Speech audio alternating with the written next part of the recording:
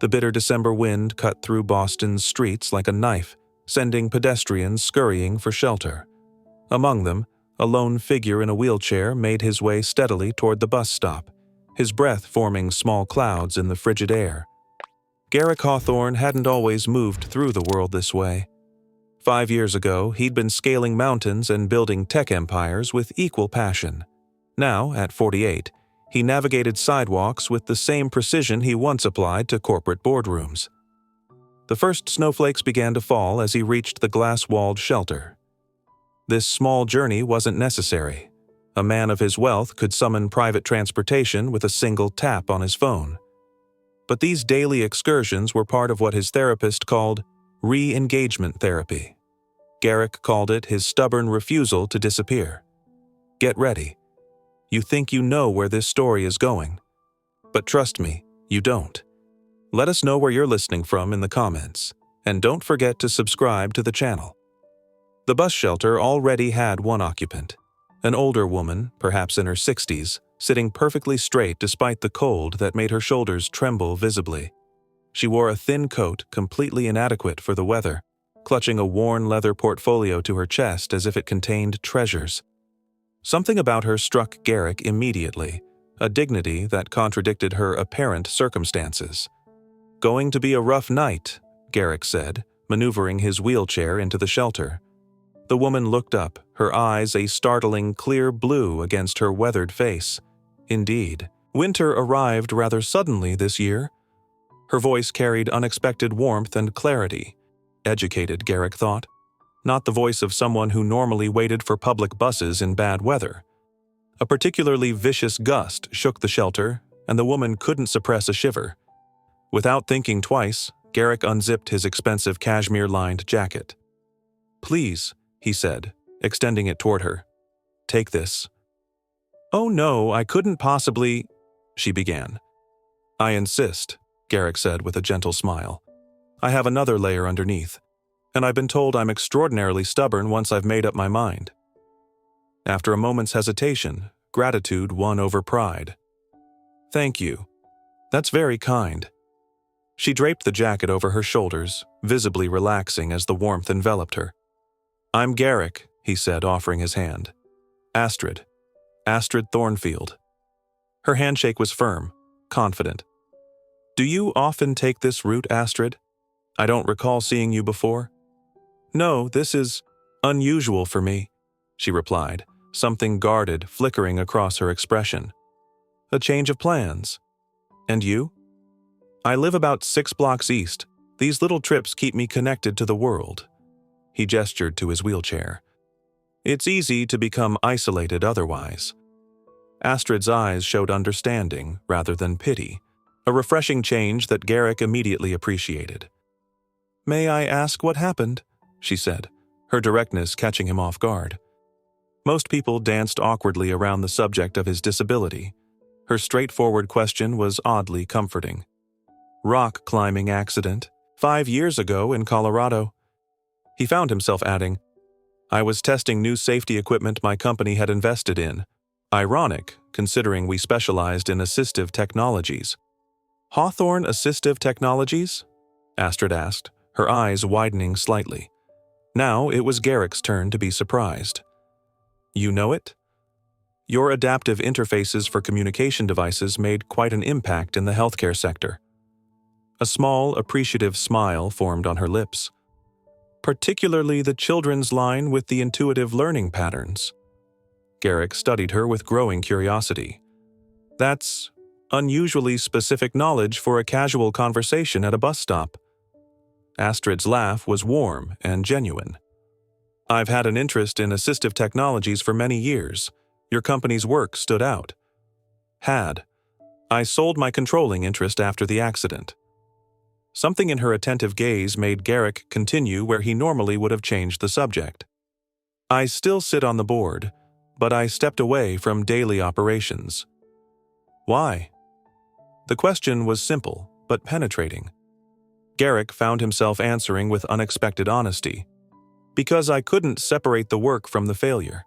Every innovation reminded me of what I could no longer do myself." "So you punished the world by withholding your talents," Astrid observed. Not accusing, just stating a fact. That's a rather direct assessment from someone I just met, Garrick replied, surprised to find himself smiling rather than offended. Forgive me, age grants certain liberties with the truth. Her eyes crinkled at the corners. And sometimes strangers see what friends are too polite to mention. The bus approached, its headlights cutting through the thickening snow. Astrid stood, carefully removing his jacket and handing it back with genuine appreciation. Thank you, Garrick, for both the warmth and the conversation. She reached into her portfolio and withdrew a simple business card, offering it to him. It contained only her name and a phone number. No title, no company. If you ever want to continue our discussion about assistive technologies, or anything else, please call.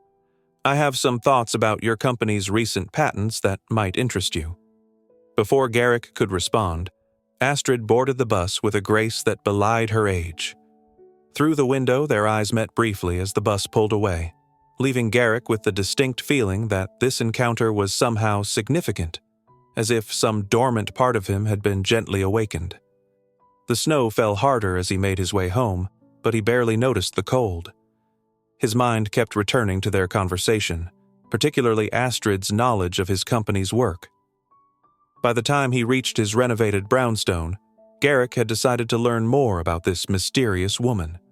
His home stood in stark contrast to the modest lifestyle he maintained in public.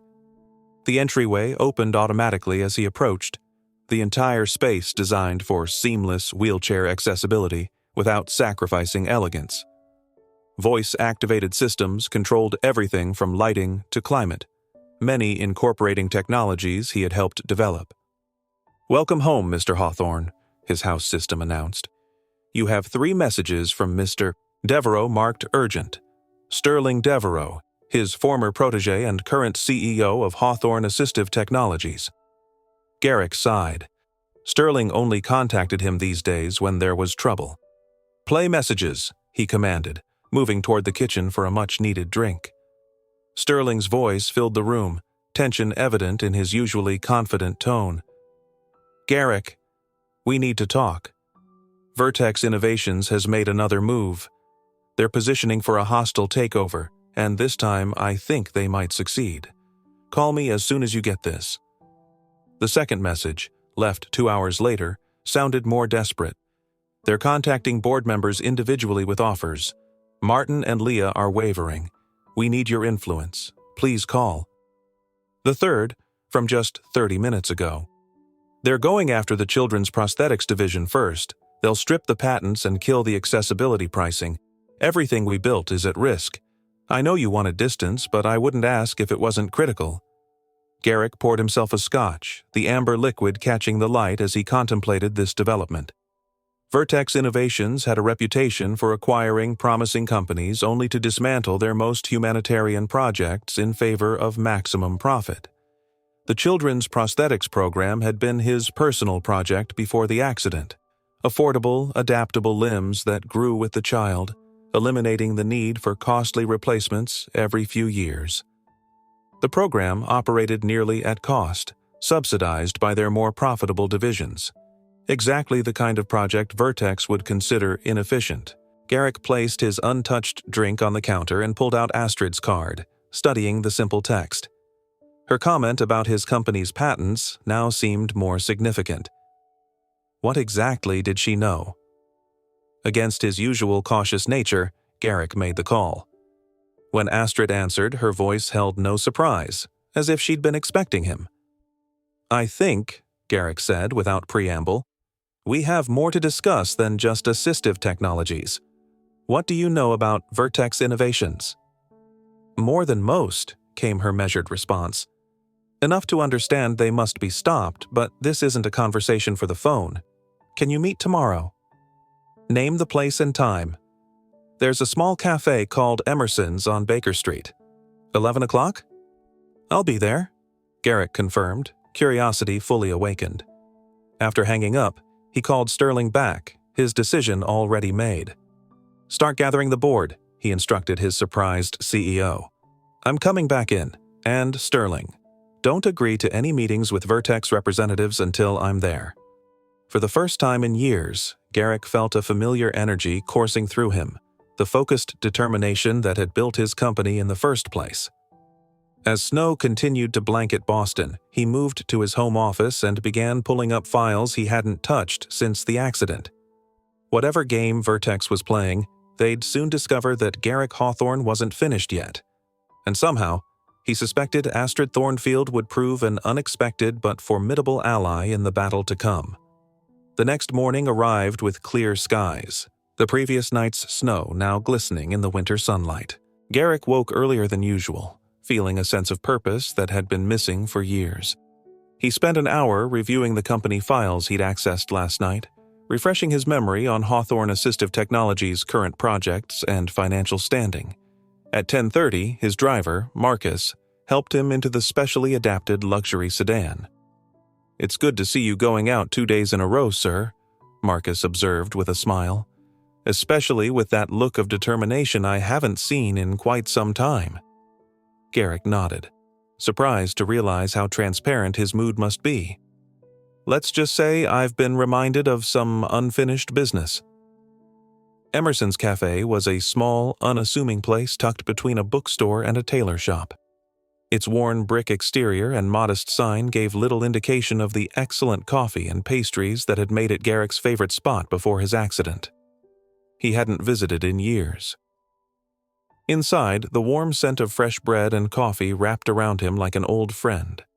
The cafe had added a ramp since his last visit, allowing Garrick to enter without assistance. He spotted Astrid immediately, seated at a corner table with 2 cups already waiting. Today, she looked markedly different. Gone was the thin coat, replaced by a simple but clearly well-made woolen dress and cardigan. Her silver hair was neatly styled, and though she wore no obvious makeup or jewelry, there was an undeniable elegance about her. "I took the liberty of ordering for us," she said as he approached. "Black coffee, no sugar, if your preferences haven't changed." Garrick raised an eyebrow as he positioned his wheelchair at the table. "And how would you know how I take my coffee?" A small smile played at the corners of her mouth. "The same way I know that Vertex Innovations has been planning this takeover for nearly 8 months. I pay attention." 8 months?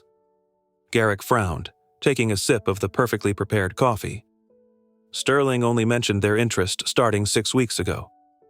"Because that's when they wanted you to notice," Astrid replied, her blue eyes sharp and focused. "They've been quietly buying small blocks of shares through various shell companies since last spring, nothing large enough to trigger disclosure requirements." Garrick leaned back, studying her. "You still haven't told me who you are or why you have this information." "Let's just say I've spent many years watching companies like Vertex destroy innovations that could help people but don't maximize profits." She paused, seeming to weigh her next words carefully. "Your children's prosthetics program is exactly the kind of project they would dismantle first." "That's what Sterling said," Garrick nodded. "But I'm more interested in how you know so much about my company and about Vertex's strategies." Astrid took a sip of her tea before answering. "I've been following your career for a long time, Garrick. Your approach to assistive technologies, focusing on accessibility and practical application rather than just profit margins, caught my attention years ago. And Vertex? Let's just say I've had personal experiences with their CEO, Lavinia Westbrook." Something in her tone made Garrick pause. "This isn't just about business for you, is it?" "No more than it is for you," she countered. "We both know your withdrawal from the company wasn't just about physical limitations." Before Garrick could respond, his phone buzzed with a message from Sterling. "Board meeting set for tomorrow at 10 a.m. Vertex representatives requesting to attend. Please advise." Garrick showed the message to Astrid, who nodded thoughtfully. "They're moving quickly. They must know you're getting involved again." "How would they know that? I only decided last night." Astrid's expression was grave. "You have someone feeding them information from inside your company." The blunt statement hit Garrick like a physical blow. That's a serious accusation. Unfortunately, it's also the most logical explanation for Vertex's perfect timing. She leaned forward. "Tell me, Has anyone on your board recently pushed for strategy changes? Perhaps suggesting selling off less profitable divisions? Garrick thought for a moment. Thomas Blackwell. He joined the board about a year ago, has been particularly vocal about streamlining operations and focusing on core profit centers. I didn't give it much thought at the time. I suggest you look into Mr. Blackwell's connections, Astrid said. But first, we need to delay this meeting. You need more time to prepare. We? A small smile crossed Astrid's face. If you'll accept my help. Garrick considered her offer. Everything about this situation was unusual. Trusting a virtual stranger with sensitive business matters went against all his usual caution. Yet, something about Astrid inspired confidence. Her insights so far had been remarkably accurate. What kind of help did you have in mind? Strategic advice, for now, she replied, starting with how to counter Vertex's immediate moves while you strengthen your position. For the next hour, they discussed tactics. Astrid suggested postponing the board meeting due to needed preparation time for comprehensive financial analysis, buying them several days. She outlined potential vulnerabilities in Vertex's approach and recommended specific steps to shore up support from wavering board members. Garrick was impressed not just by her knowledge of corporate strategy, but by her understanding of the human factors involved. Which board members might respond to emotional appeals about the company's mission, which would be moved by financial arguments, and which might have personal grudges against Vertex they could leverage. How do you know all this? He finally asked as their meeting was winding down. Experience, she said simply, and research. I've made it my business to understand people like Lavinia Westbrook and companies like Vertex. As they finished their coffee, Garrick found himself sharing more about his accident and its aftermath than he had with anyone in years. Something about Astrid's direct, non-pitying attention made it easy to talk about the dark days following his injury. The hardest part wasn't losing the ability to walk, he admitted. It was losing my sense of purpose. Before, I always knew exactly what I was working toward. After, nothing seemed important enough to fight for. And now? Astrid asked softly. Garrick considered the question. Now I'm angry. Angry that I let something so important slip away while I was feeling sorry for myself. Those kids who need affordable prosthetics. They've faced challenges at least as difficult as mine. Anger can be useful when properly directed, Astrid observed. Though I suspect there's more than anger motivating you today. Their eyes met in a moment of unexpected connection. Garrick felt a strange certainty that this woman understood him in ways few others had. Will you tell me about your history with Lavinia Westbrook? He asked. A shadow passed over Astrid's face. Not today. That's a longer story for another time. They parted with plans to meet again the following afternoon after Garrick had spoken with Sterling and key board members. As Marcus drove him back to his brownstone, Garrick found himself pulling up every article he could find about Astrid Thornfield on his tablet. The search yielded surprisingly little. A few mentions in decades-old newspaper articles about philanthropic initiatives in developing countries. A brief quote in a technology journal from 25 years ago about the potential of medical innovations to bridge economic divides. Nothing recent, nothing substantial, and absolutely nothing explaining her detailed knowledge of corporate strategy or her apparent connection to Lavinia Westbrook. The mystery only deepened his interest. Back at home, Garrick spent the afternoon on video calls with Sterling and trusted board members. As Astrid had suggested, he requested a postponement of the board meeting, citing the need for proper financial analysis. When he mentioned Thomas Blackwell's name to Sterling in a private conversation, his CEO's expression confirmed his suspicions. He's been asking unusual questions about our patent portfolio, Sterling admitted. I thought he was just being thorough. Have someone quietly look into his recent communications and any financial ties to Vertex or its subsidiaries, Garrick instructed. But keep this between us for now. By evening, Garrick had drafted a comprehensive strategy based on his conversation with Astrid, sending it to Sterling with strict confidentiality instructions. For the first time in years, He felt fully engaged, his mind working with the familiar sharpness that had built his company. As he prepared for bed, his phone chimed with a message from an unknown number. Vertex board meeting scheduled for 7 a.m. tomorrow. Emergency session called by Lavinia. She knows you're involved now. Be careful. A. Garrick stared at the message, questions multiplying in his mind. How had Astrid gotten this information? Who was she really? And why was she helping him? He nearly called her, then stopped himself. Whatever game was being played here had rules he didn't yet understand. Better to wait, to watch, to learn more before showing his hand further. What he did know was that tomorrow would bring the first real battle in what was quickly becoming a corporate war. As he drifted toward sleep, Garrick realized he was actually looking forward to it.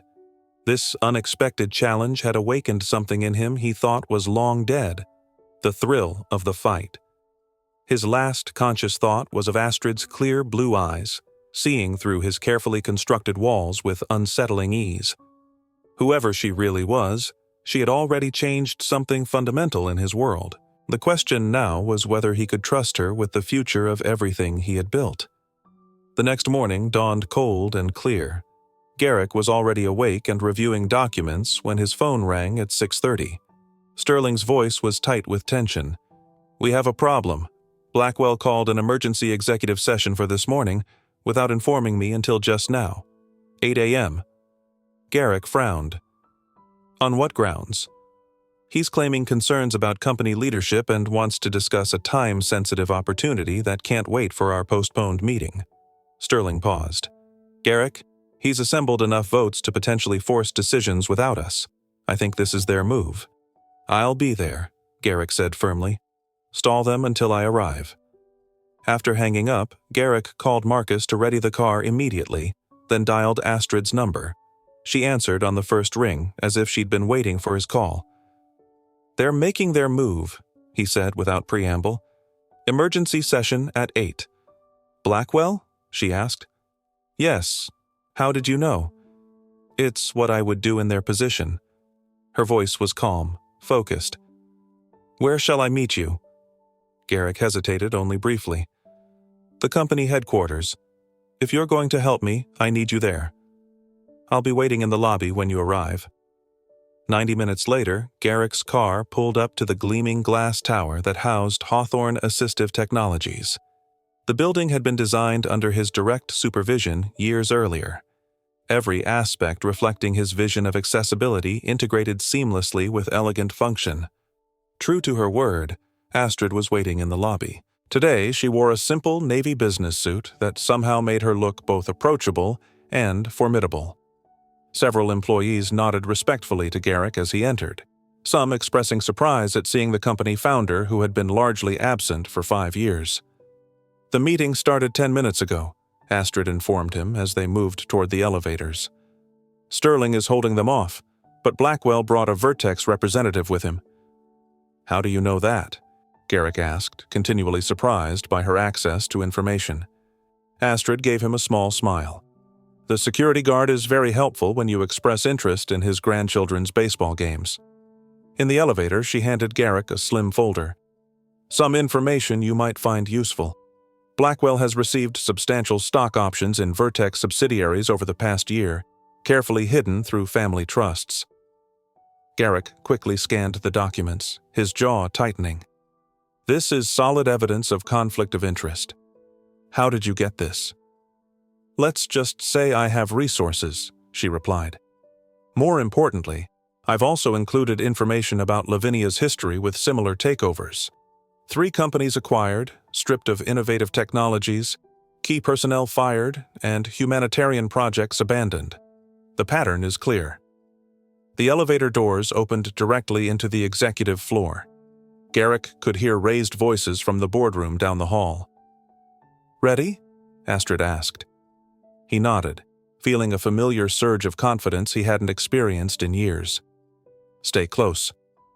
Garrick's entrance into the boardroom created an immediate hush. Around the large table sat the 12 board members, along with Sterling at the head. A tall, elegant woman with steel-gray hair pulled into a severe bun stood near a projection screen. Unmistakably, Lavinia Westbrook. Her presentation halted mid-sentence when she saw Garrick. But it was Lavinia's reaction to Astrid that truly caught Garrick's attention. The Vertex CEO's composed expression faltered, color draining from her face as she locked eyes with Astrid. "This is a closed board meeting," Blackwell objected, recovering first. "Ms. Thornfield has no place here." "Ms. Thornfield is my personal advisor," Garrick replied smoothly, positioning his wheelchair at the table. "And as the founder and largest individual shareholder of Hawthorne Technologies, I believe I'm entitled to bring advisors to meetings concerning the company's future." Lavinia had regained her composure, though her eyes remained fixed on Astrid. Astrid Thornfield. It's been a very long time. 28 years, 4 months, Astrid replied, her voice steady but with an undercurrent of something Garrick couldn't quite identify. Not long enough, in my opinion. The tension between the two women was palpable, filling the room with unspoken history. Garrick seized the moment of distraction to address the board. "I understand Mr. Blackwell has expressed concerns about leadership and a time-sensitive opportunity," he said, his voice carrying the authority that had once made him a formidable CEO. "Before we continue, I believe the board should be aware of some relevant information." He distributed copies of the documents Astrid had provided, watching as board members' expressions shifted from confusion to concern as they reviewed the evidence of Blackwell's conflict of interest. "This is outrageous," Blackwell sputtered. "These allegations are completely accurate," Garrick interrupted. "We've verified the financial transactions. You've been secretly compensated by Vertex while pushing their agenda on our board." "That's a serious ethics violation," noted Leah Chen, one of the longest-serving board members. "Potentially legal grounds for immediate removal from the board." Blackwell looked toward Lavinia for support, but the Vertex CEO had returned her attention to Astrid, the proposed takeover seemingly forgotten in whatever personal drama was unfolding between them. "Perhaps," Lavinia said finally, her voice cool and controlled, "we should table this discussion until another time." "Before you go," Astrid spoke up, addressing the board directly, "you might want to see these as well." She distributed another set of documents. "These are the results of Vertex's last 3 acquisitions in the assistive technology sector. Note particularly what happened to their accessibility pricing models and humanitarian projects." The board members reviewed the new information with growing concern. Martin Walsh, a board member who had reportedly been wavering in his support, looked up at Lavinia with narrowed eyes. "Is this accurate? You dismantled the reduced-cost program for developing nations after acquiring Meditech?" Lavinia's smile was tight. "Business decisions must sometimes prioritize sustainability over sentiment. That sentiment provided life-changing technologies to thousands of children," Martin replied sharply. The meeting's tone had shifted dramatically. What had begun as Vertex's orchestrated takeover attempt had transformed into a defense of Hawthorne's core values. One by one, board members who had been considering Vertex's offer expressed renewed commitment to maintaining independence. Throughout the discussion, Garrick watched the silent communication between Astrid and Lavinia, decades of unspoken history expressed in glances and subtle shifts in posture. Something deeply personal underlay this corporate battle. When the board voted to remove Blackwell and formally reject any acquisition offers from Vertex, Lavinia accepted the decision with surprising grace. As the meeting concluded, she approached Astrid directly. "Still fighting old battles, I see," she said, her voice low enough that only Astrid and Garrick could hear. "Some principles are worth fighting for indefinitely," Astrid replied. "Robert would have agreed." Lavinia flinched slightly at the name. "Robert made his choice." "No," Astrid's voice hardened. "You made it for him, and we both know the cost." Without another word, Lavinia gathered her materials and left, her Vertex team following quickly behind. The boardroom gradually emptied as members dispersed. many stopping to welcome Garrick back and express support for his renewed involvement. When only Garrick, Astrid, and Sterling remained, Sterling exhaled loudly. "That was unexpected. I thought we were finished." "We would have been," Garrick acknowledged, "without Astrid's help." He turned to her, questions evident in his expression. "I think it's time you told me who Robert is and what really happened between you and Lavinia." Sterling tactfully excused himself, leaving them alone in the large boardroom. Astrid moved to the window, looking out over Boston's skyline for several long moments before speaking. "Robert was my husband," she said finally. "He was a brilliant medical researcher who developed a breakthrough in prosthetic nerve integration, technology that could have revolutionized mobility solutions for paralysis patients decades ago." She turned to face Garrick, her eyes holding decades of pain. "Lavinia was our financial partner. She and I had built a venture capital firm together, focusing on medical innovations. We were friends, or so I believed." Astrid's voice remained steady, but Garrick could see the effort it cost her. "Robert trusted her. We both did. But when a major pharmaceutical company offered to buy the technology, intending to shelve it in favor of their more profitable long-term treatment options, Lavinia voted to sell against our objections."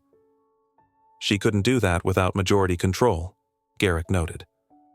"No, but she could, and did, falsify documents making it appear that Robert had agreed to the sale."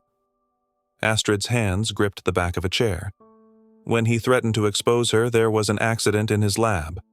A gas leak, officially." The implication hung heavy in the air between them. "You believe she was responsible?" Garrick asked quietly. "I've never been able to prove it," Astrid replied. "But Robert had expressed concerns about strange occurrences in the lab for weeks before the explosion. Equipment moved, settings changed." She straightened her shoulders, visibly pulling herself back from painful memories. "After his death, I spent years trying to fight the sale through legal channels. I lost everything: my company, my reputation, my financial resources. Lavinia made sure of it. She's spent the past 3 decades building Vertex into what it is today, largely by acquiring and suppressing innovations that might disrupt more profitable treatment models." "And you've been what? Tracking her all this time?" Astrid's smile held no humor. "Among other things. Let's just say I found alternative ways to continue Robert's work." Garrick wheeled closer to her. "That still doesn't explain how you knew about Vertex's plans for my company, or how you obtained evidence against Blackwell on such short notice." "No," Astrid agreed. "It doesn't." She checked her watch. "And that explanation will have to wait. I have another appointment I can't miss." She gathered her belongings. "Can you meet me tomorrow?" Garrick nodded, torn between frustration at being left with more questions than answers and gratitude for her crucial help today. "Where?" Astrid wrote an address on a piece of paper. "This location, 4 o'clock. And Garrick," she hesitated, "thank you for trusting me today. I know that wasn't easy for you." After she left, Garrick sat alone in the boardroom, reviewing the morning's events. They had won this battle, but he couldn't shake the feeling that something much larger was at play, something connected to Astrid's mysterious past and ongoing mission. The address she had given him was in a part of town he rarely visited, an older, working-class neighborhood far from both his home and the business district. What would he find there tomorrow? More importantly, who was Astrid Thornfield really? A woman with a decades-old grudge against Lavinia Westbrook didn't explain her detailed knowledge of current corporate machinations or her apparent access to confidential information. As Garrick left the building, he instructed his driver to take him past the address. It turned out to be a modest apartment building with a small convenience store on the ground floor. Nothing remarkable, and certainly not what he would have expected. His phone chimed with a message from Sterling. "Board wants you to consider returning as chairman. Can we discuss tomorrow?" Garrick smiled slightly. After 5 years of self-imposed exile, it seemed life was pulling him back into the world with surprising force. And at the center of this unexpected turn was Astrid Thornfield, a woman whose mysteries only deepened with each revelation. The next day passed in a whirlwind of activity for Garrick. News of the failed Vertex takeover attempt had spread quickly, leading to a surge in Hawthorne Assistive Technologies' stock price and a flood of calls from industry contacts. Sterling had scheduled meetings with the board to discuss Garrick's potential return as chairman, and several journalists were requesting interviews about his sudden reemergence in the corporate world. Garrick handled it all with a focus and energy he hadn't felt in years, but his thoughts kept returning to the afternoon appointment with Astrid. By 3:30, he found himself checking his watch repeatedly as Marcus drove him toward the address she had provided. "This is it, sir," Marcus said as they pulled up to the modest apartment building Garrick had observed yesterday. "Would you like me to wait?" "Yes, please," Garrick replied, studying the unassuming structure. "I'm not sure how long I'll be." The building had no elevator, but there was a simple ramp alongside the short flight of front steps. Not professionally installed, but functional. Garrick made his way up with minimal difficulty and found himself in a clean but worn lobby with rows of mailboxes. He checked the apartment number Astrid had written, 3B.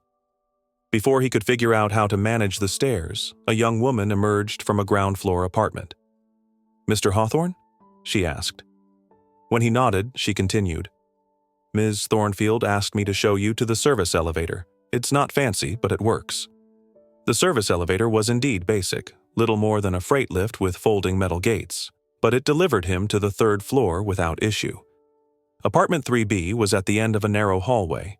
Garrick knocked, suddenly feeling uncertain about what he might discover. Astrid opened the door immediately, as if she'd been waiting just inside. "Thank you for coming," she said, stepping back to allow him entry. The apartment was small but impeccably neat, a studio with minimal furniture and almost no personal touches. A neatly made single bed stood in one corner, a small kitchenette in another. The most notable feature was a desk covered with neat stacks of folders and a surprisingly high-end computer setup. "You actually live here," Garrick said, unable to hide his surprise. Despite her simple clothing and lack of obvious luxury items, something about Astrid had always suggested wealth and refinement that seemed at odds with these modest surroundings. "For 23 years, she confirmed, offering him a glass of water, which he declined. "It serves my purposes." "And what purposes are those exactly?" Garrick asked, his patience for mysteries finally exhausted. "Who are you really, Astrid?" Instead of answering directly, she opened a drawer in her desk and removed a small key. "This will explain better than words. But first, do you trust me enough to go somewhere else with me?" Garrick considered the question seriously. In the short time he'd known her, Astrid had proven both helpful and honest, if selective with information. More importantly, she had awakened something in him that had been dormant for too long, a sense of purpose, of connection. "Yes," he said simply, "I trust you." 30 minutes later, Marcus was driving them north along the coast. Astrid had provided an address in Manchester by the Sea, an affluent coastal town.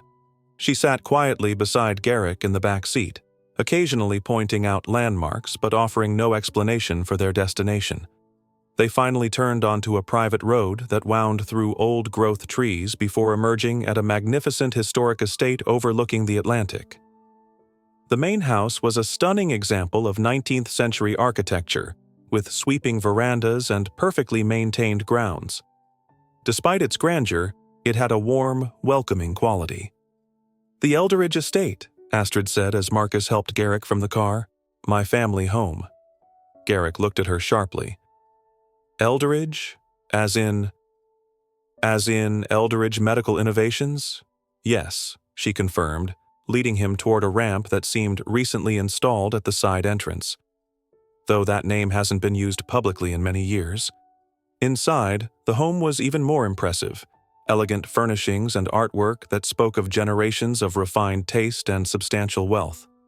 Unlike the apartment, every corner of this space reflected personality and history. Astrid led him to a spacious study where a fireplace was already lit, casting warm light across the room. To Garrick's surprise, Several people were waiting there, rising respectfully as they entered. "Garrick, I'd like you to meet my team," Astrid said. She introduced each person briefly: a financial analyst who had worked with her for 15 years, a former technology patent attorney, a medical research coordinator, and a young woman Garrick recognized as the security director from Hawthorne Technologies, who had left the company 2 years ago. "They've been helping me monitor Vertex's activities and protect vulnerable companies from Lavinia's predatory practices," Astrid explained. As the introductions concluded, the team members discreetly exited, leaving Garrick and Astrid alone in the study. She moved to an antique desk and unlocked a hidden panel, revealing a safe that she opened with the key from her apartment. "I believe it's time for complete honesty between us," she said, removing a thick folder and several small objects. "My name is indeed Astrid Thornfield now, but for the first 40 years of my life, I was Astrid Amelia Eldridge." She handed him a newspaper clipping from 30 years earlier. The headline read, "Eldridge Medical Empire Heiress Presumed Dead in Yacht Explosion." Beneath it was a photo of a younger Astrid alongside a handsome man with kind eyes. "That's Robert," she said softly. "After his death and my legal defeat against Lavinia, I received credible threats against my life. With the help of a few trusted friends, I staged my own death, changed my identity, and rebuilt my life with a new purpose." "Which was?" Garrick asked, studying the old photograph. "To continue Robert's work in different ways, and to prevent Lavinia from destroying other innovations that could help people." Astrid sat in the chair opposite him. "The inheritance I salvaged before my death allowed me to work behind the scenes, investing anonymously in promising medical technologies, creating a network of informants in key companies, and occasionally intervening more directly when necessary." She gestured around her. "This house has been in my family for generations. I maintained it through a complex trust that couldn't be traced back to me. I come here rarely. It's too risky, but I could never bear to part with it completely." "And the apartment?" Garrick asked. "A necessary part of my cover. Astrid Thornfield is a retired nurse of modest means who occasionally consults on accessibility issues. Simple, forgettable, invisible." A small smile crossed her face. "The perfect disguise for watching Lavinia and protecting companies like yours." Garrick processed this information slowly, pieces falling into place. "That's how you knew about Vertex's plans for Hawthorne. You've been monitoring them all along." "Yes. Your company has been on my watch list for years. First because your innovations aligned with Robert's vision, later because of signs that Vertex was taking interest." Astrid hesitated before continuing. "But meeting you wasn't planned. I've observed you from afar, but that night at the bus stop was genuine chance. I was visiting a contact nearby when the weather turned. Yet you recognized me immediately. Of course. I make it my business to know the faces behind the technologies I monitor." She met his eyes directly. "But I didn't expect you to offer me your jacket. That genuine kindness. It reminded me of Robert." The simple statement carried emotional weight that filled the space between them. Garrick found himself wondering what might have happened if they'd met under different circumstances, in different lives. "Why tell me all this now?" he asked finally. "Because Lavinia won't stop with one failed attempt," Astrid replied, her expression grave. "And because I'm tired, Garrick. For 28 years I've lived a half-life, existing in shadows, never using my real name, never forming real connections." She gestured toward the window where late afternoon sunlight sparkled on the ocean. "I'm 67 years old. I'd like to spend whatever time I have left in the light." "What are you proposing?" "A partnership," she said simply. "I've accumulated considerable wealth through my investments over the years, along with a network of contacts in healthcare innovation. Combined with your company's technical expertise and manufacturing capabilities, we could accelerate projects that would help millions, including your children's prosthetics program." She leaned forward, passion animating her features. "But more than that, I'm proposing we stop hiding. Both of us. You from the world after your accident, me from my true identity. Together, we'd be stronger than Lavinia could ever imagine. "You want to reveal yourself as Astrid Elderidge?" Garrick asked, understanding the magnitude of what she was suggesting. "Yes. After 28 years, let her try to come after me now, with the full power of public scrutiny and my resources no longer hidden." Determination flashed in her eyes. "The woman at the bus stop wasn't entirely an act, Garrick. I am tired of the cold. I want to come in from it." Garrick wheeled himself to the window, looking out at the ocean view as he considered her proposal. The business aspects made perfect sense. Their combined resources could indeed create something remarkable. But there was more happening here than a business arrangement, and they both knew it. "I haven't trusted anyone in a very long time," he said finally, turning back to face her. "Not since the accident." "Neither have I," she replied. "Not since Robert." The simple parallel between their experiences hung in the air between them. "We barely know each other," Garrick noted, even as he recognized the statement wasn't entirely accurate. In the few days since their meeting, they had shared more truth than he had with people he'd known for decades. "That's not quite true, is it?"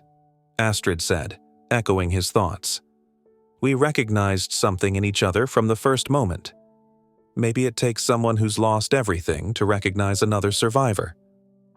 She stood and moved to a sideboard, returning with 2 crystal glasses and a bottle of aged scotch. "My father's favorite," she explained, pouring a measure into each glass. "He always said important decisions deserved proper consideration." Garrick accepted the offered glass, their fingers brushing briefly in the exchange. "To new beginnings?" he suggested.